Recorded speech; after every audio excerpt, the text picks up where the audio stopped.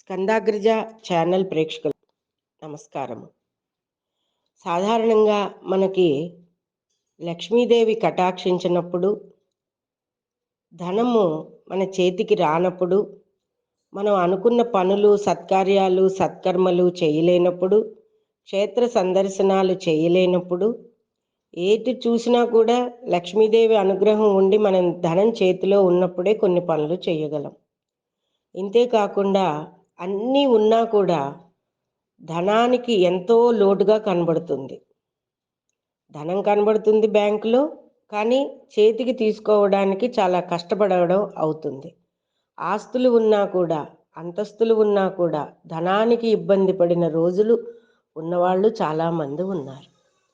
అంతేకాకుండా ఆరోగ్యం బాగోకపోతే ధన నష్టం అవుతుంది. అలాగే ధనం ఉన్నప్పుడు కొంతమంది వలన ఇబ్బందులు పడి మనం వారి వల్ల ధనం కోల్పోతాము, రాజ్యాధికారాన్ని కోల్పోతాము, ఉద్యోగాలు కోల్పోతూ ఉంటాము. ఇటువంటి ఇబ్బందులు ఎదురైనప్పుడు సూర్యభగవానుడి ఆరాధన ఎంతో విశిష్టత. సూర్యభగవానుడు మనకి ద్వాపర యుగంలో వినాయక చవితి కథలోను సత్రాజిత్తుకి శమంతకమణిని కథ మన అందరికీ తెలిసిందే. అది రోజుకి 8 బారుల బంగారాన్ని ఇస్తుంది. అలాంటి కథే ద్వాపర యుగంలో మరొకటి ఏమిటంటే మహాభారతంలో వనపర్వంలో 3వ అధ్యాయంలో చెప్పబడుతోంది. ధర్మరాజు అరణ్యానికి వెళ్ళినప్పుడు పాండవులందరూ, కుంతీదేవి, ద్రౌపదీదేవి, అక్కడ కూడా బ్రాహ్మణులు కొంతమంది మనుషులు ఎదురైనప్పుడు వారికి ఏమీ పెట్టలేని దయనీయ స్థితిలో చేతులు కట్టుకుని రిక్తహస్తాలతో నిలబడిన పరిస్థితి ధర్మరాజుకు ఎదురవుతుంది. అప్పటికే రాజరికంలో ఉన్నాడు. చేతికి ఏమొస్తే అది ఎముక లేకుండా దానం చేయడం అనేది ధర్మరాజు నైజం.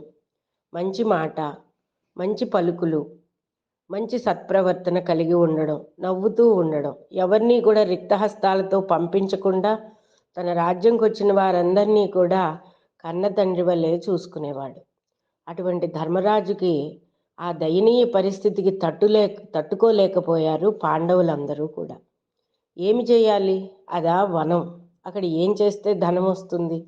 ఏమీ చేయలేని పరిస్థితుల్లో ఉన్నప్పుడు ధౌమ్యుడు ధనం ప్రాప్తించడానికి, అక్కడ ఉన్నవారిని పోషించడానికి సూర్యనారాయణమూర్తి ఆరాధన చెయ్యమని అతనికి చెప్పగా, అది ఎలా చేయాలి, ఎలా స్తుతించాలి, ఏ స్థుతులతో సూర్యనారాయణమూర్తిని ఆరాధిస్తే మనకి ఇవాళ ఇటువంటి రిక్తహస్తాలతో నిలబడని పరిస్థితి ఎదురవకుండా ఉంటుంది అని చెప్పి అన్నీ చెప్పాడు.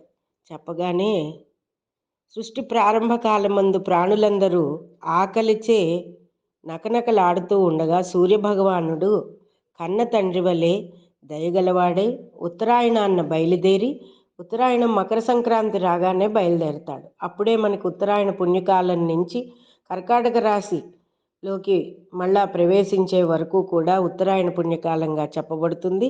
ఆ సమయంలో తన సూర్యకిరణాలతోటి జలమంతటిని గ్రహించి దక్షిణాయనం తిరిగి రాగానే అక్కడి నుంచి భూమిని సస్యశ్యామలం చేస్తాడు జలముతో.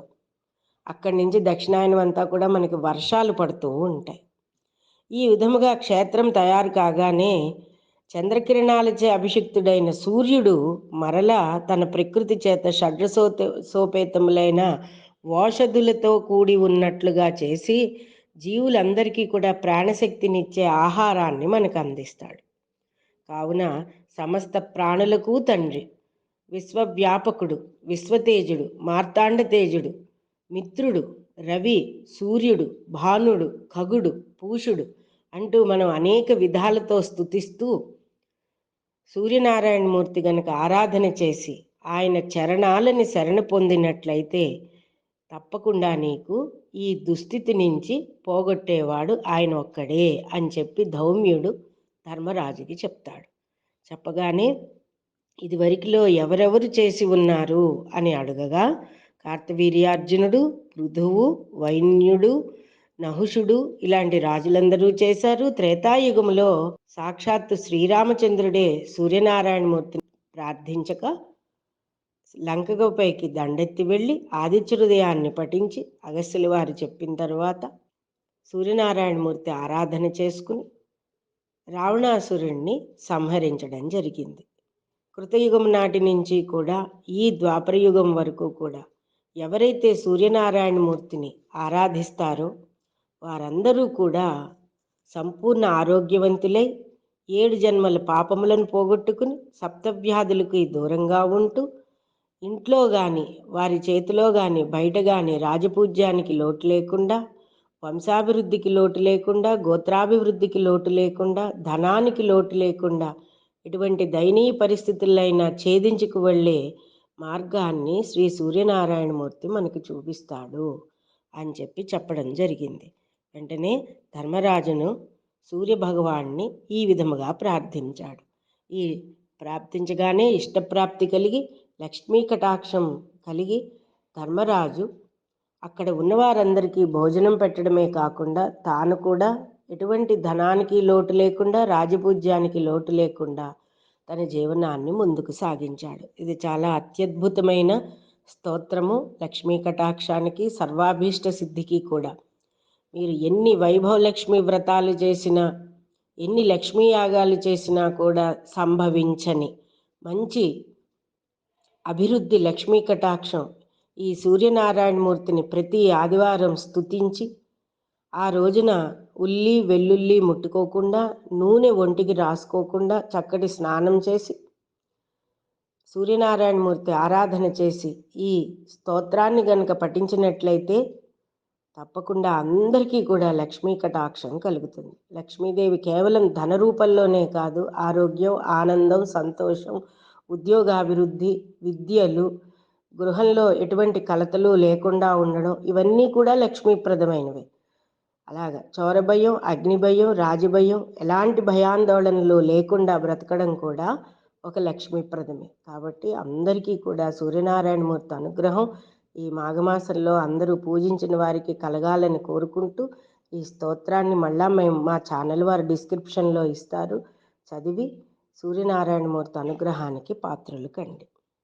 సూర్యోర్యమ భగస్వష్టా పూషార్కః సవితా రవిః ఘవస్తిమానఝక్కాలో మృత్యుర్దాతా ప్రభాకరః పృథివ్యాపచ్చ తేజచ్చ ఖం వాయుచ్చ పరాయణం సోమో బృహస్పతి శుక్రో బుధో అంగారక ఏవ చ ఇంద్రో వివస్వాన్ దీప్తాంశుః శుచిః సౌరిః శనైశ్చరః బ్రహ్మ విష్ణుశ్చ రుద్రశ్చ స్కందో వై వరుణో యమః వైద్యుతో జాఠరాచ్చగ్నిర్దైనందవస్తేజసాం పతిః ధర్మధ్వజో వేదకర్తా వేదాంగో వేదవాహనః కృతం త్రేతాద్వాపరచ్చ ఖలి సర్వమలాశ్రయః కళాకాష్ఠాముహూర్తాచ్చ క్షపాయామస్తదాక్షణః సంవత్సరః కరోష్వద్ధః కాలచక్రో విభావసుః